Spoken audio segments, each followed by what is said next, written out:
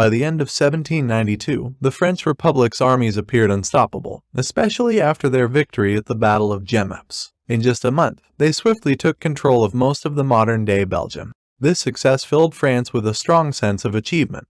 The National Convention, brimming with confidence, unanimously decided on February 1, 1793, to declare war against both the British Empire and the Dutch Republic. Jacques-Pierre Brissac, a prominent revolutionary leader, declared, "We shall not be calmed until Europe, all Europe, is in flames." Simultaneously, General Charles-François Dumouriez, who led the French forces in Belgium, received orders from the National Convention to invade the Dutch Republic and advance into Holland. On February 16, 1793, General Dumouriez led 15,000 infantry and 1,000 cavalry across the Dutch border. They marched along the coastline towards Breda. At the same time, another French army of 30,000 soldiers, led by General Francisco de Miranda, advanced along the Meuse River towards the heavily fortified city of Maastricht, which sat on the border between Belgium and the Netherlands. They began besieging Maastricht on February 23rd, even though the city was defended by only 4,500 Dutch troops, leading Miranda to anticipate a swift victory.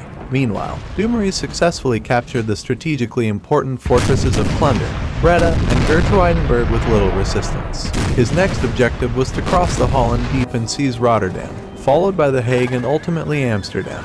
Dumouriez believed that this plan would lead to the downfall of the Dutch Republic by the end of March.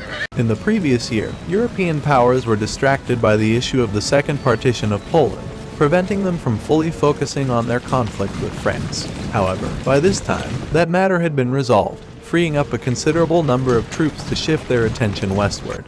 By late February, more than 40,000 Austrian soldiers had gathered on the western side of the Rhine River. Their objective was to expel the French forces from Holland and regain control of Belgium for the Emperor. Leading this army was Prince Friedrich Joseph of Saxe-Coburg-Saalfeld, with his lieutenant generals including Karl Mack von Leibnitz and the Emperor's brother, Archduke Charles of Austria.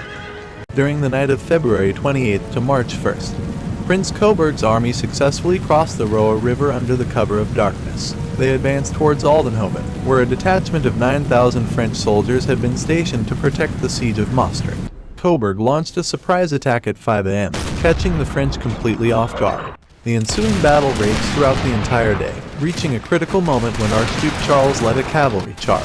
During this charge, the dragoons of Lauder dislodged the artillery crews from their positions and then attacked the infantry behind those positions. This setback further sapped the morale of the French infantry. When the Austrian dragoons, supported by the Esterhazy Hussars, charged the French line, it crumbled, and the French troops fled. The Austrians pursued the retreating French forces to the west and captured the city of Aachen on March 2nd. Upon learning of the defeat at Aldenhoven, General Miranda promptly abandoned the siege of Maastricht and withdrew his forces to Louvain. In the northern theater of the conflict, General Dumouriez initially hesitated to abandon his invasion of Holland. However, when he received orders from Paris instructing him to personally take command in Belgium, he complied. He left behind his army of Holland and arrived in Louvain on March 13th, where he encountered a disheartened and demoralized army. Realizing that another retreat would further damage the army's morale, Dumouriez made the decision to confront the coalition forces. On March 18th, he faced the coalition forces, which had been reinforced by Dutch troops, on the eastern bank of the Klein-Geet River situated on the Neerwinden Plains. The two opposing forces were fairly evenly matched in terms of numbers. Dumouriez led approximately 40,000 infantry and 4,500 cavalry, while the coalition forces had around 30,000 infantry and 10,000 cavalry. Dumouriez's reconnaissance reported that the Austrian position was most formidable on their right flank, where they were safeguarding their supply lines. Therefore, General Dumouriez made the strategic choice to launch his initial and most powerful attack against the coalition's left flank. As the first rays of dawn pierced the morning mist, the battlefield near the Klein-Geet River came alive with the sounds of war. General Dumouriez had meticulously split his army into 8 columns, each poised for action. The clock struck 7 a.m., and the French attack began with a determined ferocity. On the Austrian left flank, the defenders were taken aback by the sudden onslaught. 3 French columns, led by the resolute General Jean-Baptiste de Valence, surged forward. Their target was the hill of Middellinden, a strategic point that promised a breakthrough in the Austrian lines. The clash that ensued was nothing short of brutal. The Austrian defenders were staunch and unyielding, their determination matching that of the advancing French. Valence's troops fought tooth and nail, struggling to make headway up the steep hillside.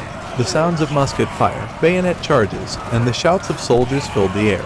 Hours passed in relentless combat, as both sides dug their heels into the earth. It was not until noon, after 4 hours of savage fighting, that the French finally managed to secure their foothold on Neerwinden. In the heart of the battlefield, the French center launched its assault with remarkable vigor. This central force was composed of 2 columns, and it was led by the youthful and energetic Louis-Philippe, Duke of Chartres. Their primary objective was the village of Neerwinden, and they pressed forward with determination, driving the Austrian defenders out of the village in the initial stages of the battle. However, the battle at Neerwinden was far from straightforward. The Austrians swiftly organized a counterattack and managed to retake the village from the French forces. But Chartres, displaying remarkable leadership and resolve, rallied his troops and launched a fierce assault that once again cleared the Austrians from Neerwinden. The village saw a seesaw battle throughout the day, with control shifting back and forth between the French and Austrian forces. Nevertheless, by nightfall, Neerwinden ultimately remained under Austrian control. To the south of the battlefield, a similar pattern unfolded in the town of Oberwinden. The French initially captured Oberwinden but were met with a spirited Austrian charge that managed to retake the town. These relentless back-and-forth engagements in both Neerwinden and Oberwinden showcased the tenacity and ferocity of the opposing forces. As the battle raged fiercely along the French center and right, the final 3 French columns, under the command of General Miranda, initiated their attack at noon. Their target was the formidable defensive position held by Archduke Charles, which proved to be a daunting challenge. Time and time again, Miranda's determined troops threw themselves at the well-entrenched Austrian lines, only to face stubborn resistance and heavy casualties. This particular sector of the battlefield witnessed some of the bloodiest fighting of the day, with the French enduring tremendous losses. The toll was staggering. 2,000 men, 30 officers, and even 1 general fell in the relentless struggle. Yet, despite their unwavering resolve, the French had worn themselves down in their repeated attempts to break the Austrian defense. Sensing an opportunity, Archduke Charles gave the order for a devastating cavalry charge, a move that would prove to be the decisive moment of the battle. The thundering hooves of the Austrian cavalry descended upon the exhausted and battered French troops. It was a charge of unparalleled intensity, and it shattered the French lines. Men scattered in all directions, attempting to evade the onslaught. Panic and chaos swept through the ranks of the French. The devastating cavalry charge ordered by Archduke Charles marked the turning point of the battle and was the decisive factor that ensured victory for the coalition forces. The French, exhausted and demoralized, had been pushed back, and the Allies seized the momentum that would ultimately lead to their triumph on the plains of Neerwinden.